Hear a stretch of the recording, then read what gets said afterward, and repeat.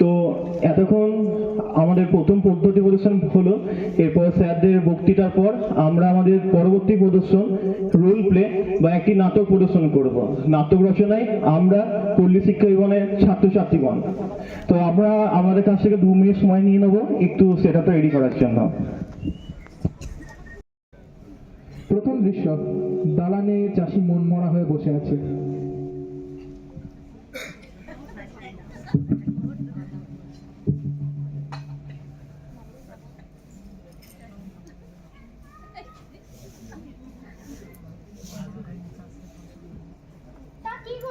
বাবা, তুমি এমন অবেলায় মাথায় হাত দিয়ে বসে আছো যে বলো?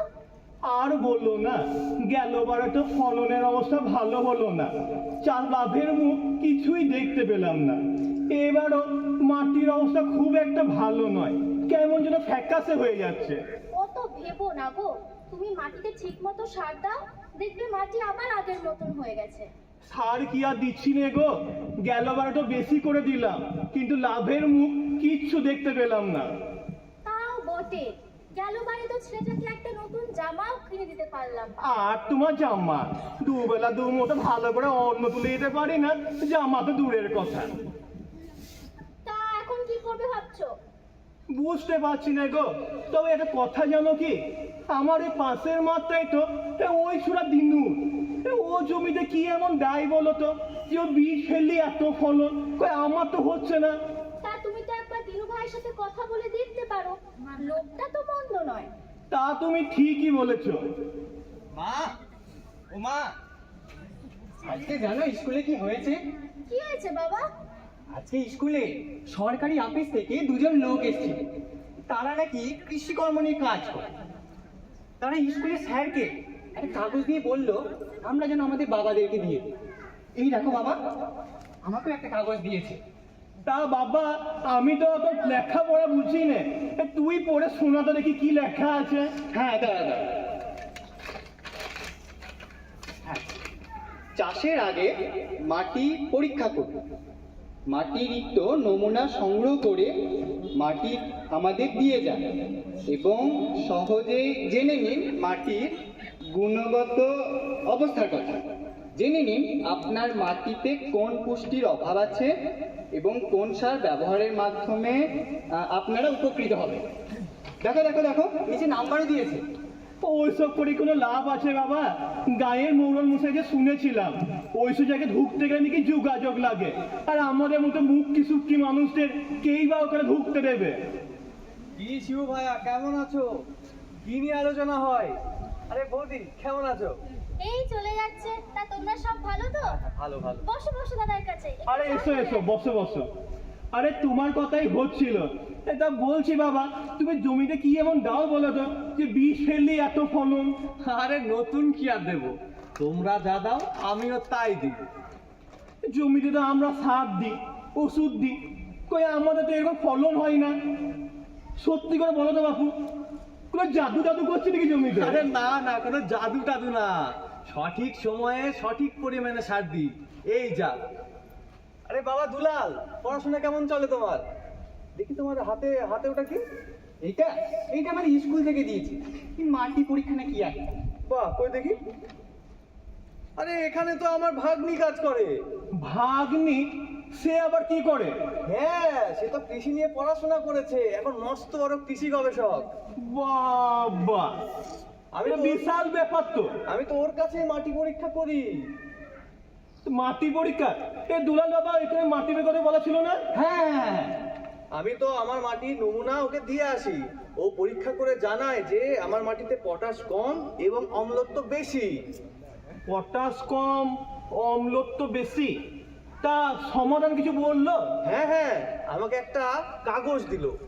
সেই কাগজটা নাকি ওদের ভাষায় সয়েল হেলথ কার্ড বলে। ওখানে ছক করে সব লেখা আছে কোন সার কখন কত পরিমাণে দিতে হবে। তা বলছিলাম দিনু ভাই, তোমার এই কাগজটা আমাকে একবার দিও কেন? আমিও সেই দেখে জমিতে সার দিয়ে দেবো। আরে তা বললে কি হয়, ওখানে তো পরিমাণ সব আলাদা আলাদা আছে। তুমি এক কাজ করো, তুমি মাটির নমুনা সংগ্রহ করে একদিন চলো আমার সাথে। তাহলে তো খুব ভালোই হয়। চলো কাল সকালেই যাওয়া যাক নাকি? হ্যাঁ হ্যাঁ, নিশ্চয় নিশ্চয়। তবে একটা কথা ছিল দিনু ভাই, এই মাটির নমুনাটা সংগ্রহ করবো কি করে? এই যে দেখো, এই কাগজের নিচে সব লেখা আছে, এইভাবে তুমি মাটির নমুনা সংগ্রহ করবে। তা দুলাল বাবা, তুই আমাকে বলে বলে দিবি, আমি সংগ্রহ করে নেবো। হ্যাঁ হ্যাঁ, কই গো গিন্নি, দিনু ভাইকে চা খাওয়া? হ্যাঁ হ্যাঁ, আসছি। না বৌদি, আজকে থাক, পরেক্ষণ হবে। ঠিক আছে, আমি আজই সব রেডি করে রেখে দেবো, তুমি এসো, কাল সকালেই বেরিয়ে যাও। একদম একদম, সকাল সকাল বেরোবো। দুলাল বাবা, তুই আমাকে বল, আমি সেই মতো মাটির নমুনাটা সংগ্রহ করে হ্যাঁ হ্যাঁ, বলে দিচ্ছি। পরদিন সকাল।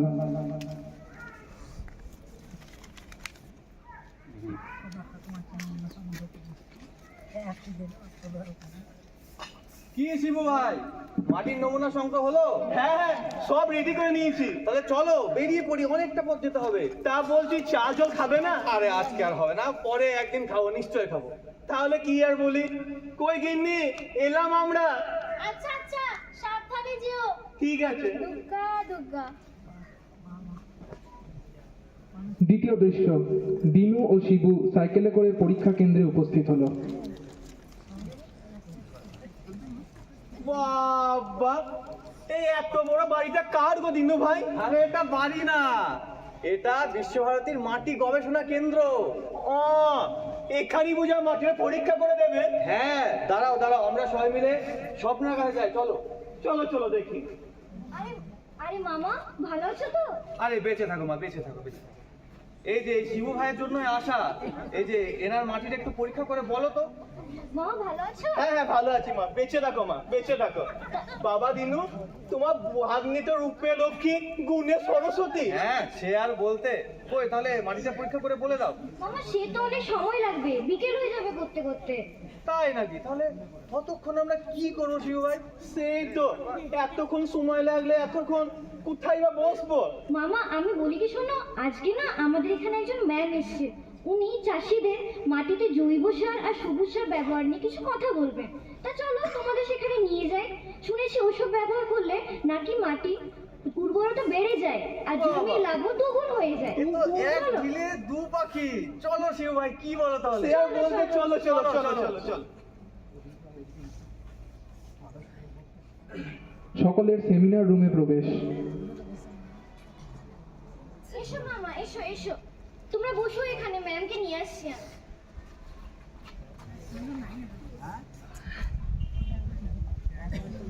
বাবা, এলাহি ব্যাপার স্যাপার। তা বলছি দিনু ভাই, ওই ম্যাডামের এত পড়াশোনা করে হলোই বাকি, সেই যদি আমাদের মতো গরিব মানুষের সঙ্গে কথাই বলতে হয়। আরে ভুল ভাবছো শিবু ভাই, ওনার আমাদের নয়, আমাদের ওনার দরকার। উনি এত কিছু পড়াশোনা করেছেন বলেই তো আমরা এত আধুনিক ভাবে কৃষিকাজ করতে পারছি। ওই যে ম্যাম আসছেন, ম্যাম আসছেন। নমস্কার সকলকে, আপনারা কেমন আছেন? হ্যাঁ, ভালো আছি ভালো আছি ভালো আছি। এবছর চাষের ফলন কেমন আপনাদের? তা ফলন খুব একটা ভালো নয় গো। এ মাটির অবস্থা খারাপ, ভালো না ভালো আস্তে না। আস্তে একে একে বলুন, আপনি বলুন আগে। তা আমার সমস্যা ওই একটাই, জমিতে সার দিচ্ছি, ওষুধ দিচ্ছি, ফলনটা হচ্ছে না। আচ্ছা, এবার আপনি বলুন। আমারও দাদার মতনই অবস্থা ছিল আগের বছর, কিন্তু আপনি বললেন না ওই মাটি পরীক্ষা করে তারপরে রাসায়নিক সার দিতে, তো দিয়েছিলাম, ফসল ভালোই হয়েছে। কিন্তু যদি বেশি সার দিই তাহলে মাটি খারাপ হয়ে যাবে না, আমরা অসুস্থ হয়ে পড়বো না? হ্যাঁ হ্যাঁ ঠিক, গেলবার আমাদের ওখানে এক ভাই গেছে কৃষক চাষ নিয়ে পড়াশোনার কাজে। সেও একই কথা বলেছিল যে বেশি রাসায়নিক দেওয়া নাকি খারাপ, জমির গুণগত মান নষ্ট হয়। সে তো এটাও বলেছিল যে ধানের জমিতে নাকি বেশি ইউরিয়া দিতে নেই। কিন্তু তোমরাই বলো, ইউরিয়া ছাড়া কি ধান চাষ হয়? ঠিক সবার কথাই শুনলাম। আপনি কি মাটি পরীক্ষা করিয়েছিলেন? হ্যাঁ, ওই জন্য দিনু ভাইয়ের সাথে আসা এখানে। আচ্ছা, এবার আসি আসল কথায়। মাটিতে যত বেশি ইউরিয়া দেব ফলন তত বেশি হবে, এই ধারণাটা একদমই ভুল। বরং যে ছেলেটি বলেছে যে মাটিতে বেশি রাসায়নিক দিতে নেই, সে একদমই ঠিক বলেছে। তা উপায়টা কি তাহলে? হ্যাঁ, এই জন্যই তো আজকে আমার এখানে আসা। চলুন আমি আপনাদের আজকে দেখাবো যে আপনার রাসায়নিক সারের বিকল্প হিসেবে আর কি কি ব্যবহার করতে পারেন।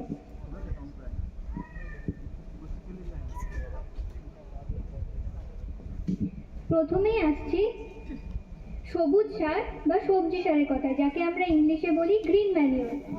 ধনচে, শন ইত্যাদি গাছ আপনারা যদি জমিতে লাগান এবং 45 থেকে 60 দিন পর, মানে গাছগুলো কিছুদিন বড় হতে দেওয়ার পর জমিতে লাঙল দিয়ে মিশিয়ে দেন, তো এই জাতীয় গাছগুলি বাতাসের নাইট্রোজেনকে প্রচুর পরিমাণে মাটির মধ্যে আবদ্ধ করতে পারে। তো এতে কি হবে, জমিতে জৈব নাইট্রোজেনের পরিমাণ বৃদ্ধি পাবে, তার সঙ্গে রাসায়নিক নাইট্রোজেন যে আপনাদেরকে দিতে হয় সে পরিমাণটাও অনেকই কমে যাবে। এতে মাটির স্বাস্থ্য এবং মাটির উর্বরতা দুটোই বৃদ্ধি পাবে এবং ফসলের ফলনও বেশি হবে। এরপর আসি বাদামি সারের কথায়। এখানে আপনারা দেখতে পাচ্ছেন যে জমিতে এগুলো মিশিয়ে দেওয়া হয়েছে। এরপরে আসি বাদামি সারের কথায়। এক্ষেত্রে জমি 45 থেকে 60 দিন যেহেতু সবুজ সারে লাগছে, সেজন্য জমিতে কোনো শস্য লাগানো যাবে না সেই সময়। কিন্তু বাদামি সার কি করা হচ্ছে, যে ধান বপনের পর 2 দিন পর যদি আপনারা সারিগুলোর মধ্যে ধনচে গাছের বীজটা ছড়িয়ে দেন এবং ধানে যখন প্রথম নিড়ান দেওয়া হয়, মানে 20 থেকে 45 দিনের মধ্যে, তখন 20 থেকে 25 দিনের মধ্যে, তখন 2,4-D নামক আগাছানাশক দিয়ে সেই ধনচে গাছগুলিকে মেরে দেওয়া যেতে পারে। এক্ষেত্রে জমিতে নাইট্রোজেনের পরিমাণ বৃদ্ধি পাবে। আরেকটা উপায় হচ্ছে গ্রিন লিফ ম্যানিওর বা সবুজ পাতা সার। এক্ষেত্রে নিম, মহুয়া, গুলমোহর এই সমস্ত গাছের পাতা এবং কচি ডালপালা সেই সমস্ত গাছ জমিতে মিশিয়ে দেওয়া যেতে পারে এবং সেক্ষেত্রেও জমির উর্বরতা বৃদ্ধি পাবে। আরেক ধরনের জৈব সারের কথা বলা যায়, সেটা হচ্ছে রাইজোবিয়াম। এটি একটি ব্যাকটেরিয়া যেটি গাছের মূলের সাথে মিথজীবিতা করে অর্বুদ তৈরি করে এবং সেই অর্বুদে কি থাকে, প্রচুর পরিমাণে বাতাসের যে নাইট্রোজেন আছে সেটাকে মাটির মধ্যে আবদ্ধ করে এবং এই গাছগুলো নিজের নাইট্রোজেনের চাহিদাটা নিজেই মিটিয়ে নিতে পারে এবং সারের পরিমাণ অবশ্যই কম লাগবে। আপনারা রাইজোবিয়াম যদি কালচার বীজ বপনের আগে বীজের সাথে মিশিয়ে দেন, তাহলে অর্বুদের পরিমাণ বৃদ্ধি পাবে এবং নাইট্রোজেনের পরিমাণও বৃদ্ধি পাবে। এই যে আপনারা দেখতে পাচ্ছেন এখানে রাইজোফস লেখা আছে, এটা হচ্ছে রাইজোবিয়াম জীবাণুটার ইনোকিউলেশন বা ফর্মুলা, যেটা বীজের সাথে মেশানো যেতে পারে। এটা লিকুইড ফর্মেও পাওয়া যায়, আবার পাউডার হিসেবেও পাওয়া যায়। এরপর আসি অ্যাজোলার কথায়। অ্যাজোলা ধানের জমিতে প্রায়ই দেখতে পাওয়া যায়। এবার অ্যাজোলা চাষের পদ্ধতি আপনারা নিকটবর্তী কৃষি বিজ্ঞান কেন্দ্রের সাথে যোগাযোগ করে নিতে পারেন। আপনারা সবাই বুঝতে পারলেন? হ্যাঁ বুঝে গেছি। বুঝলে দিনু ভাই, তুমি ঠিকই বলেছে, উনাকে আমাদের দরকার নয়, আমাদের উনার মতো ম্যাডামকে দরকার। তুমি দেখো, আমি একদিন আমার ছেলেকে এই দিদিমণির মতো বানাবো, ও একদিন মস্ত বড় কৃষি গবেষক হবে। আচ্ছা, আপনাদের কোনো অসুবিধা থাকলে বলুন, আর এই নাম্বারে যদি কোনো অসুবিধা থাকে অবশ্যই যোগাযোগ করবেন। ঠিক আছে, ঠিক আছে।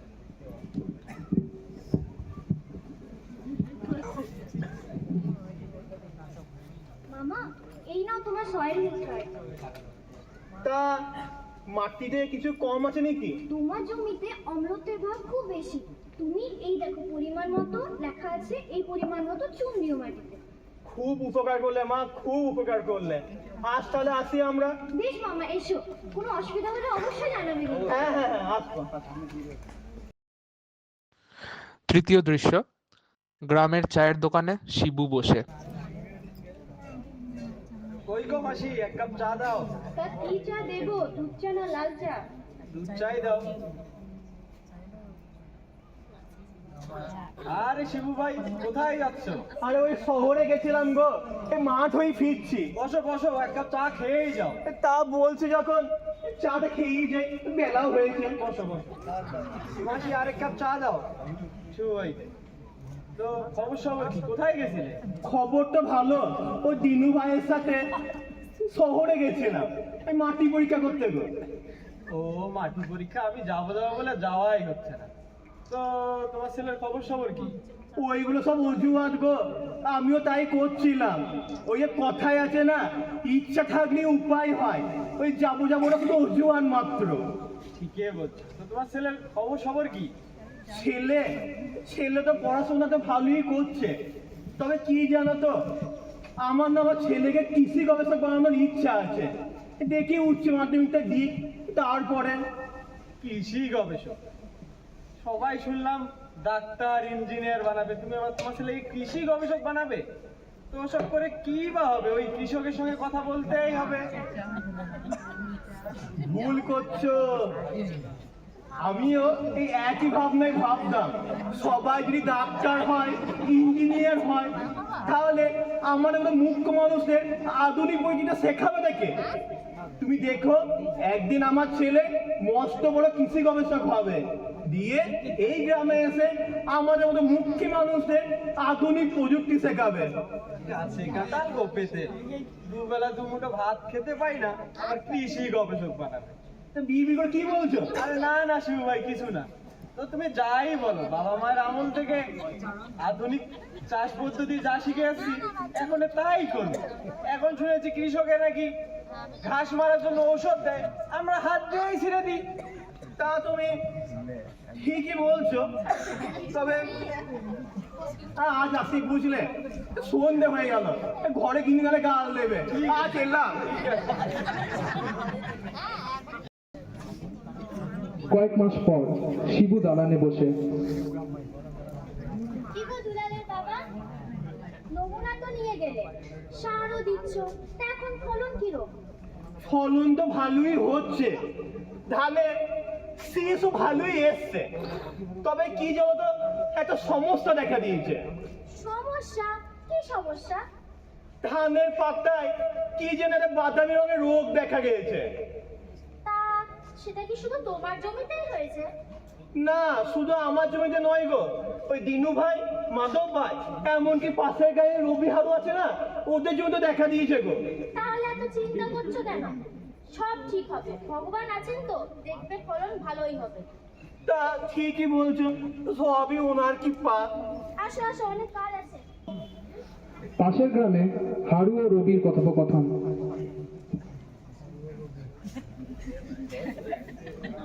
বুঝলে হারু ভাই, এইবার আর ফসল ভালো হবে না, সব তো পচেই গেছে, আমাদের সব দিশেহারা অবস্থা। হ্যাঁ ঠিকই বলেছো, এই রোগ তো আগেও হতো, কিন্তু এইবারই ব্যাপক হারে হয়েছে। হ্যাঁ, রোগ তো হয়েই গেছে ভাই, আর প্রতিকারও জানি। সেটাই, এইবার যা হয়েছে আমাদের ক্ষেতের আশেপাশের গায়ে সবারই খারাপ অবস্থা। আমাদেরটা রক্ষা পেলেও পেতে পারে। দুবেলা দুমুঠো খেতে পারি না, তার উপর যদি সব ধান নষ্ট হয়ে যায় তাহলে কি হবে বলো তো? শুধু আমাদের গায়ে নয়, পাশের গায়েরও একই অবস্থা, অনেকেই ক্ষতিগ্রস্ত হয়েছে। বলো কি? তাহলে তো পাশের গায়ে চাষিদের সাথে আলোচনা করতে হয়। তুমি এক কাজ করো, তাই ভালো। আজই আমি গিয়ে আমাদের চাষি ভাইদের সাথে কথা বলে বাবু পুকুরের ধারে জমায়েতের ব্যবস্থা করি। তুমিও দিনু ভাইয়ের সাথে কথা বলো। আচ্ছা, তাই হবে তাহলে। তাই হবে, চলো। বাবুপুকুরের মাঠে সব চাষিদের জমায়েত।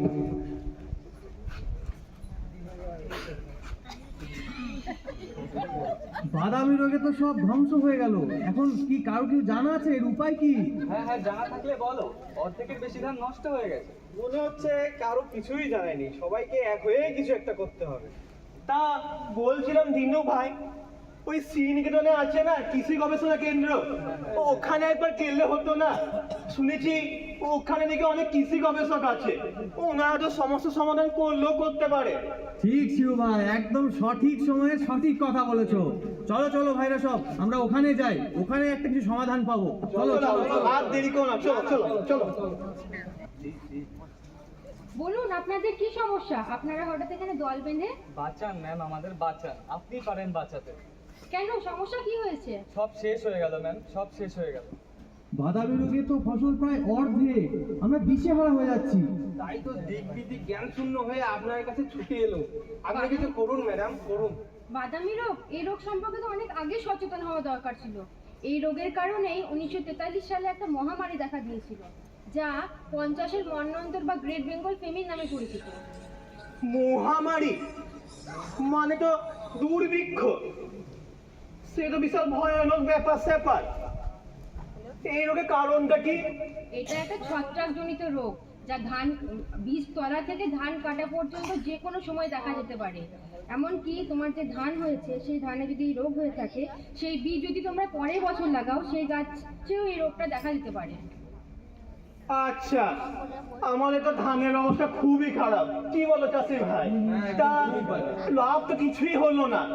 পরের বার যদি এই যে না হয়, তারপরে ফলাফল কিছু নেই। শোনো শোনো, যদি তোমাদের জমিতে জল ভালো করে না দেওয়া থাকে, জমি শুকিয়ে যায় জলের অভাবে, তাহলে এই রোগ দেখা যায়। তারপর যদি তোমরা পর্যাপ্ত সার না দিয়ে থাকো কিংবা অনবরত টিপটাপ বৃষ্টি ও আর্দ্র আবহাওয়ার জন্য এই রোগ হতে পারে। তবে এই রোগ দমনের উপায় আছে। তোমাদের জমিতে যদি ফসল লেগে থাকে তাহলে সেক্ষেত্রে জলসেচ দিয়ে দাও, আর তারপর যদি নাইট্রোজেন আর পটাশের চাপানটা দেওয়া বাকি থাকে সেটা দিয়ে দাও। আর তাছাড়া বীজ বপনের আগে বীজ শোধন করতে হবে। তার জন্য প্রতি কেজি বীজে 3 গ্রাম করে কার্বেন্ডাজিম মিশিয়ে তারপরে বীজ বপন করতে হবে। তাও যদি তোমরা সেটা নাও করতে চাও তাহলে গরম জলে বীজটা 10 থেকে 12 মিনিট পর্যন্ত ভিজিয়ে রেখে দেবে। তা বলে ফুটন্ত জলে ভিজিও না, কিন্তু 53 থেকে 54 ডিগ্রি সেলসিয়াসের যে গরম জল হবে তার মধ্যে 10 থেকে 12 মিনিট ভিজিয়ে রাখবে। তাছাড়া তোমরা পর্যাপ্ত জৈব সার, তারপরে জমির আশেপাশে যে আল আছে সেগুলো পরিষ্কার করে রাখবে। আর আগাছা যেন না থাকে জমিতে, আগাছা নষ্ট করে রাখবে।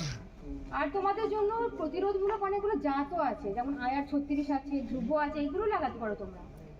আয়ার 36, আয়ার 64, তা আমরা তো ওই স্বর্ণ ধানি জমিতে লাগাই, ওটা লাভও ভালো, ফলনও ভালো।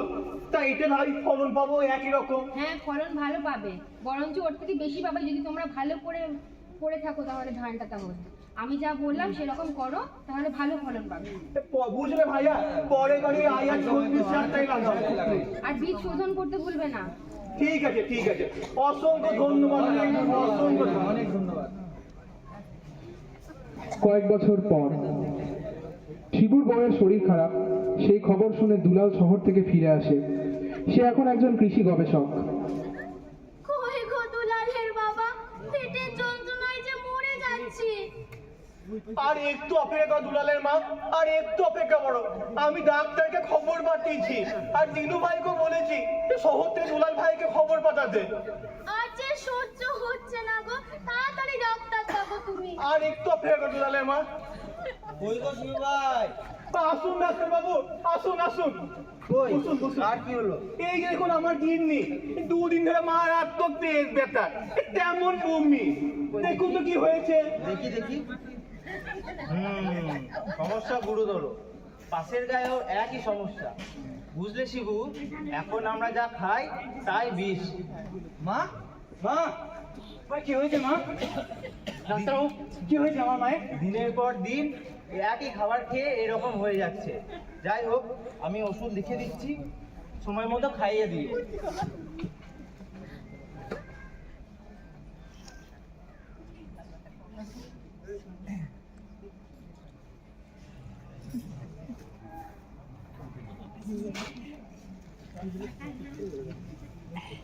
আজ তাহলে আসি শিবু ভাই, অসুবিধা হলে জানিও।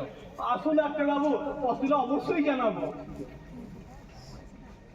কেমন আছিস বাবা দুলাল?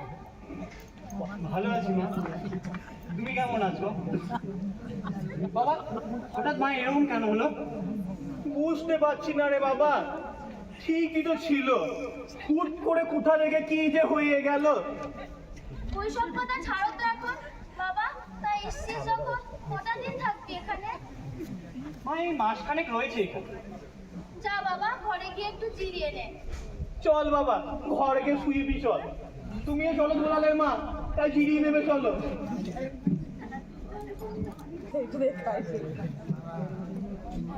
বাবা, কি করছো? এই যে বেগুনে নালি পোকা লেগেছে, তাই একটু স্প্রে করছি। কই দেখি কীটনাশকটা। দেখ না, দেখ, লেখা রয়েছে, দেখ না, জ্বালাস না তো। দাদা দাদা, পরে দেখি, পরে দেখি। কি করছো তুমি? কি নিচ্ছ? কেন বাবা, কি হয়েছে? আরে আরে, এই কীটনাশকটার পেছনে লাল দাগ রয়েছে। লাল দাগ? কই দেখি দেখি। দাগ লাল লাল হবেটা কি?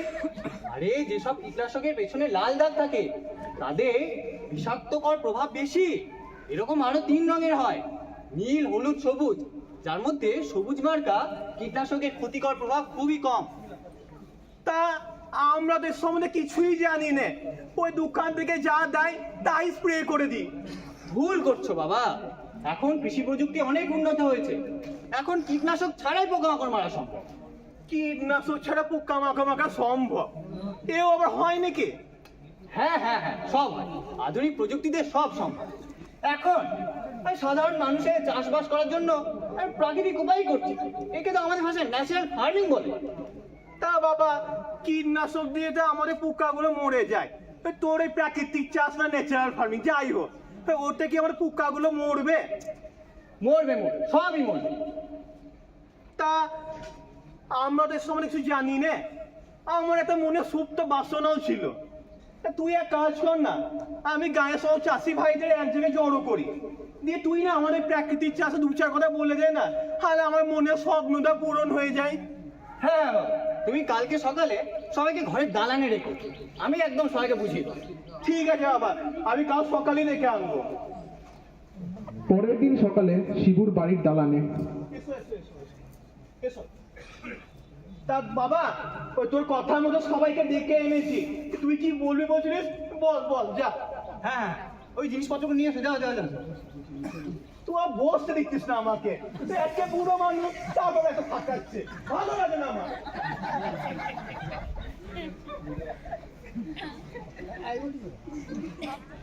এলে লে, কি নিবি নে, এলে। ওই দেখো, ওখানে আরো দুটো নিয়ে এসে যাও।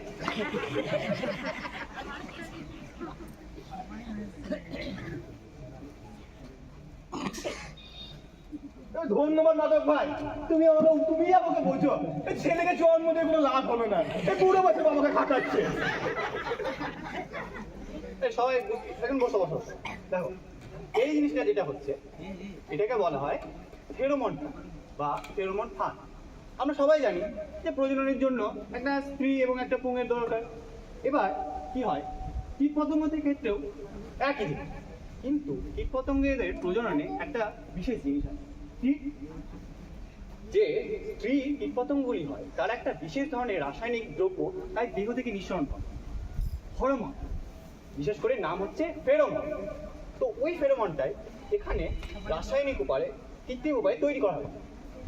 এবার এই জিনিসটার দিকে কারা আকৃষ্ট হবে? পুরুষরা। তো কি হবে, আমরা এটা মোটামুটি ধরে রাখো ওই ক্ষেতের এক হাতো করে ঝুলিয়ে রেখে দিলাম, পোকাগুলো এর ভেতর দিয়ে ঢুকবে কিন্তু আর বেরোতে পারবে না। এভাবে তোমরা বেগুনের ওই কাণ্ড এবং ফল ছিদ্রকারী পোকাগুলো হয় না, ওগুলো নিয়ন্ত্রণ করবে। দাঁড়া দাঁড়া, দে দে। দেখো আরেকটা জিনিস, এটাকে বলা হয় লাইট ট্র্যাপ বা আলোক। এখানে নিচে একটা লাইট আছে। কি হয়, ওপরে এই দেখো এদের সোলার প্যানেল, এতে থেকে সূর্যের আলো আসে, সূর্যের আলো এখানে একটা ব্যাটারি আছে সেটাকে চার্জ করে, আর নিচে আলো। আমরা সবাই জানি আলোর দিকে পোকাটা আকৃষ্ট হয়। এবার এই পোকাগুলো এখানে কি হবে, এই প্যানেলের মধ্যে ঢুকে এই প্যাকেটে জমা হবে। এবার আমরা কি করব, এটাকে নিয়ে যাব আমাদের খেতে, রেখে দেবো, আর রাতের বেলায় লাইট জ্বালিয়ে ছেড়ে দেবো। সকালে দেখবো সব পোকা এর নিচের মধ্যে চলে এসছে। এর মাধ্যমে কি কি নিয়ন্ত্রণ করা যেতে পারে? পাতা মোড়া পোকা, মাজরা পোকা, আরে বাদামি শোষক পোকা, চিরুনি পোকা, ফেকু পোকা। বুঝলে বুঝলে বুঝলে আরেকটা জিনিস দেখো, সেটা তোমরা চেনো, এই টিনের বাক্স। এর বাইরে দেখো একটা হলুদ আমি কাগজ লাগি, তোমরা রং করে দেবো। এর বাইরে একটা আঠা লাগাবে, তাহলে কি হবে, হলুদ রং দেখে কিছু কিছু পোকা আছে যেমন জাপ পোকা, বাদামি শোষক পোকা, তারা আকৃষ্ট হয়ে যায়। তো কি করবে, এখানে এসে বসে যাবে, আঠার ওপর যেই বসবে তাদের ওপর কি হবে, দেহটা আটকে যাবে আর বেরোতে পারবে। এইভাবে কি হবে, তোরা কীটনাশক ছাড়াই প্রাকৃতিক উপায়ে এই কীট পতঙ্গগুলিকে নিয়ন্ত্রণ করতে পারে। এই যে এতগুলো জিনিস আছে, এগুলো মোটামুটি খুবই সস্তা। তাই কি করবে, কৃষি বিজ্ঞান কেন্দ্র বা কোথাও থেকে যেখানে পাওয়া যায় সেগুলো থেকে নিয়ে আসবে খুব সস্তায়। আরে যদি সংখ্যা জানতে হয় যে কত পোকা আসছে, যদি কীটনাশক দিতে হয়, তাহলে সেটার জন্য কতগুলো লাগবে, 3 থেকে 4টে পারবি। আর যদি ধরো আরো একদম সব নিয়ন্ত্রণ করতে চাও, সবকিছু একদম মারতে চাও, তাহলে কি করবে, 10 থেকে 12টা নিয়ে আসো প্রত্যেক দিন। বুঝলে বুঝলে? তা বলছিলাম কি, এইগুলো আমি ব্যবহার করলাম, এটা ব্যবহার করলে রাসায়নিক পরিমাণে দেওয়া কি কম হবে? হ্যাঁ হ্যাঁ, অনেক গুণ কম হবে, 5-6 গুণ কম হয়ে যাবে। বাবা, তাহলে খুবই লাভের ব্যাপার। দেখছো আমি ছেলেকে আমার মানুষ করেছি, তোমরা হাসাহাসি করতে তখন। বুঝলে বাবা দুলাল, তোমার বাবাকে ভুল বুঝতাম। আজকে কৃষি গবেষক বানিয়ে আমাদের গ্রামের তুমি উপকারে করলে। বড় হও বাবা দুলাল, বড় হও। আজ এসো, অনেক বেলা হলো, খাই খাই দেখো না আমার সংসারে বলো দুলাল গ্রাম ঘুরতে ঘুরতে রবির ঘরে যায়। এই রবি কাকা, কি করছো? এই দুলাল বাবা যে ফসল কেমন? ফসল তো ভালোই, এই মাচার দড়ি বাঁধছিলাম। তো ফসলের লাভের মুখ দেখছো? লাভের মুখ আর কই দেখছি, ফসল তো ভালোই হয়েছে, কিন্তু জিনিসপত্রের যে দাম বেড়েছে, একা মানুষের পক্ষে সংসার চালানো খুব কঠিন। তুমি ছাগল টাগল পালো না?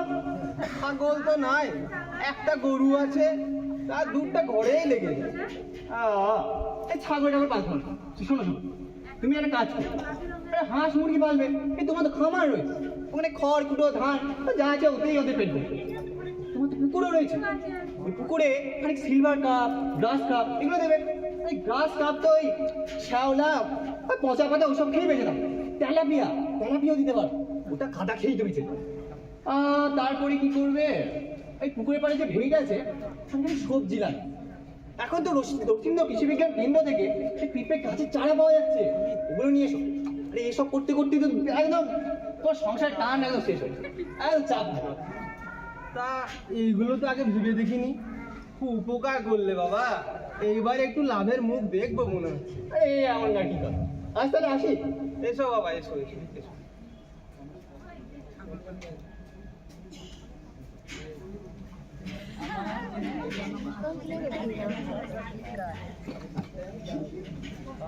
দুলাল বাড়ি ফিরে এসে বাবা, ধান কাটা শেষ? হ্যাঁ লাগাবো ভাবছো? এই তো ধান কেটে এলাম রে। কেন ধানই লাগাবো, ধানই তো আমাদের প্রধান ফসল, আর ওটা লাভটাও ভালো। এই ধান লাগালে তো ক্ষতি হবে। ক্ষতি হবে বললেই হলো, ক্ষতি হবে হবে? এত জনে ধানই লাগিয়ে আসছি আমরা, তুই সিজনে গেছিস সিঙ্গাপুর থেকে। আরে ধান লাগালে মাটির উপর চাপ পড়ে, মাটির উর্বরতা কমে যায়, আর তারপরে তো পোকামাকড়ের সংখ্যাও বেড়ে যাবে। এইগুলো হয়, তো এইগুলো তো জানতাম না, বড় চিন্তায় ফেলে দিলে। উপায় কি তাহলে? আরে দেখো দেখো, তুমি কি শুধু ভাত খাও? না না, ডাল পোস্ত মাছ মাংস সব খায়। আরে তাহলে শুধু যখন ভাত খাও না, তাহলে শুধু চাল কেন চাষ করবে?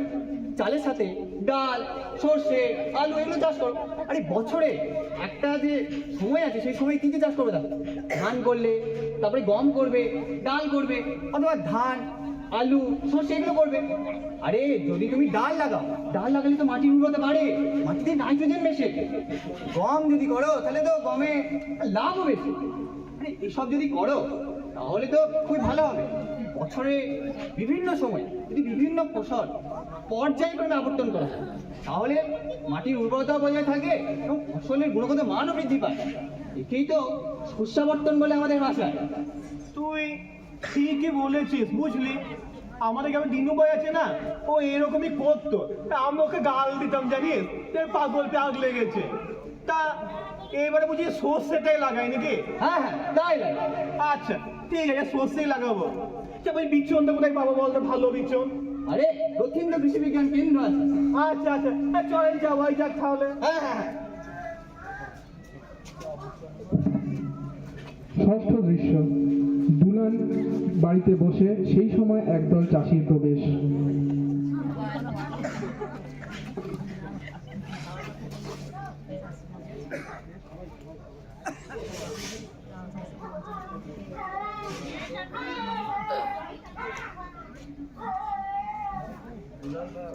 আরে সবাই আজকে এইখানে এই সময় কি হয়েছে? তুমি তো সবে জানো বাবা দুলাল, এবার যে আবহাওয়ার অবস্থা, সব শেষ হয়ে গেল। আমার সাদের ধান সব ভেঙে পড়ে গেল। হাতের ধান সব ভেঙে পড়ে গেল, নতুন করে যে আবার ধান লাগাবো তার টাকাও আর নাই। কিন্তু আবহাওয়ার জন্য যদি এরকম হয়, তা আমি কি করতে পারি বলো তো? আমরা কিছু জানি না বাবা, তুমি কিছু করো, তুমি কিছু করো বাবা। মুশকিলে ফেললে। দাও দাও ভেবে দেখছি কি করা যায়। তুমি একটা কাজ করতে পারো, তোমরা একটা কৃষি ইন্স্যুরেন্স নিয়ে নাও। কৃষি ইন্স্যুরেন্স সেটা আবার কি? এটা আমাদের লাভই বা কি হবে? আরে এতে তোমাদের এই বাড়িটা রক্ষা পাবে, হাতে কিছু টাকা পাবে, পরের বারের জন্য তোমাদের বিচর কেনার টাকাটা তো হয়ে যাবে। তো বাবা এই কৃষি ইন্স্যুরেন্স পাবো কেমন করে? আরে আমার চেনা একজন ম্যাডাম আছে, আমি কালকে ওনাকে এই গ্রামে ডাকি, উনি তোমাদের একদম সব ডিটেলসে বলে দেবেন। ঠিক আছে বাবা, ঠিক আছে। পরের দিন সকালে আসুন, এই বসুন বসুন, এখানে বসুন, এখানে বসুন, এই বসুন বসুন। ঠিক আছে, তা বাকি সবাই কোথায় তোমাদের? আচ্ছা আচ্ছা, ওই এই এসো। দুলাল আমাকে তোমাদের সব সমস্যার কথাই বলেছে। তা এইসব ক্ষেত্রে কৃষকদের সাহায্য করার জন্য রয়েছে প্রধানমন্ত্রী ফসল বীমা যোজনা। এই যোজনাটি হলো একটি শস্য বীমা, যেখানে ফসল বপন থেকে ফসল কাটা পর্যন্ত যে কোনো প্রাকৃতিক দুর্ভোগ, রোগ বা পোকামাকড়ের কারণে হওয়া ক্ষতির হাত থেকে কৃষকদের বাঁচাতে কৃষকদের আর্থিক সহায়তা দেওয়া হয়। এই বিমাটি যে কোনো কৃষকই করতে পারে। আর এই বিমার সুবিধা পাওয়ার জন্য কৃষকদের খারিফ ফসলের ক্ষেত্রে 2%, রবি ফসলের ক্ষেত্রে 1.5% ও উদ্যানজাত ফসলের ক্ষেত্রে 5% প্রিমিয়াম দিতে হয়। এই বিমা করানোর পর শেষ মুহূর্তে পুরো বিমাকৃত অর্থের 25% পরিশোধ করা হয়। তা এই তো গেল ফসল বীমার কথা। এছাড়াও কৃষকদের সাহায্যের জন্য রয়েছে আরও কিছু প্রকল্প, যেমন ধরুন পিএম কিষাণ বা পিএম কিষাণ সম্মান নিধি যোজনা। এই যোজনার অধীনে ক্ষুদ্র ও প্রান্তিক কৃষকদের বছরে 3,000 করে 3টি কিস্তিতে সমানভাবে আর্থিক সহায়তা প্রদান করা হয়। এছাড়াও রয়েছে কৃষক বন্ধু। কৃষক বন্ধু প্রকল্পের অধীনে যেসব ক্ষুদ্র ও প্রান্তিক চাষি রয়েছে তাদেরকে প্রয়োজনীয় বীজ ও সার কেনার জন্য কিছুটা আর্থিক সহায়তা করা হয়। এছাড়াও যদি কোনো কৃষকের অকাল মৃত্যু হয় তাহলে তাদের পরিবারকে আর্থিক সহায়তা দান করা হয়। এই প্রকল্পের অধীনে যদি 18 থেকে 60 বছর বয়সের মধ্যে কোনো চাষির অকাল মৃত্যু হয় তাহলে তাদের পরিবারকে এককালীন 2 লক্ষ টাকা অনুদান দেওয়া হয়। এছাড়াও যেসব কৃষকের 1 একরের বেশি জমি রয়েছে তাদের বছরে একর প্রতি 10,000 টাকা দেওয়া হয়, এবং যেসব কৃষকদের 1 একরে কম জমি রয়েছে তাদের বছরে 4,000 টাকা দেওয়া হয়। এছাড়াও আরেকটি প্রকল্প রয়েছে, তার নাম হলো PMKMY বা প্রধানমন্ত্রী কিষাণ মানধন যোজনা। এই প্রকল্পের অধীনে কিছু যোগ্য ক্ষুদ্র ও প্রান্তিক চাষিদের 60 বছর বয়সের পর মাসিক 3,000 টাকা করে পেনশন দেওয়া হয়। কিন্তু এই প্রকল্পের সুবিধা নেওয়ার জন্য সেই সব চাষিদের 18 থেকে 40 বছর বয়স পর্যন্ত প্রতি মাসে তহবিলে 55 থেকে 200 টাকা জমা করতে হয়। আশা করি এইসব তথ্য থেকে আপনারা কিছুটা হলেও উপকৃত হয়েছে। আরও তথ্য জানার জন্য আপনারা নিকটবর্তী কৃষি অফিস বা এডিও অফিসে যোগাযোগ করতে পারেন। নমস্কার, আজকে আসি তাহলে। তা বুঝলে তো, এবার লাভের মুখটা দেখতেই পাবে। আর যদি ফলন যদি ভালো না হয়, আবহাওয়া যদি গন্ডগোল করে, এই বিমাগুলো নিয়ে নিও। আমিও ওখানে নিয়ে নেবো বিমাটা, বুঝলে? ঠিক আছে, হ্যাঁ আসুন আসুন, আমরা অনেক গুরুত্বপূর্ণ সময় নষ্ট করে দিলাম।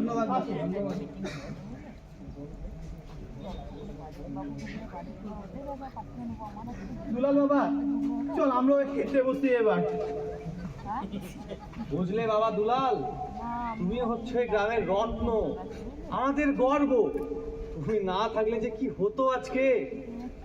দেখলে তো ছেলেকে কেমন করে মানুষ করতে হয়, কেমন শিবু ভাই দেখিয়ে দিয়েছে। সত্যি সত্যি, সাধু সাধু। সমাপ্ত।